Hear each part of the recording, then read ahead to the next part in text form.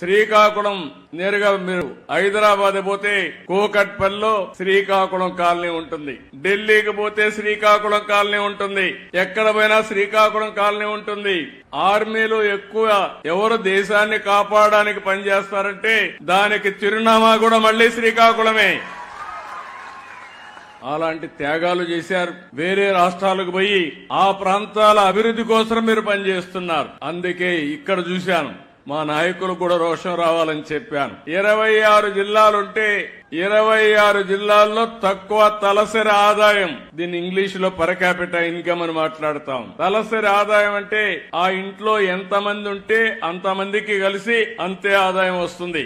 అంటే అంత తక్కువ ఆదాయం రావడానికి ఇక్కడ ఎలాంటి కొరతలు ఉన్నాయి? తెలివితేటలకు కొరత లేదు, నాయకత్వానికి ఏమాత్రం కూడా తక్కువ కాదు. వనరులైతే వంశధార ఉంది, నాగావళి ఉంది, నిరంతరం నీళ్లు వస్తాయి, సముద్ర తీరం ఉంది, నేషనల్ హైవే ఎక్కువ ఉండే జిల్లా శ్రీకాకుళం జిల్లా.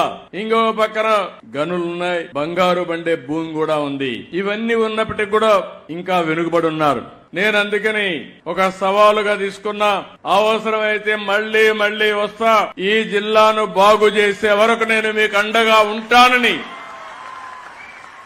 ఈ రోజు మీకు మాట ఇస్తున్నా.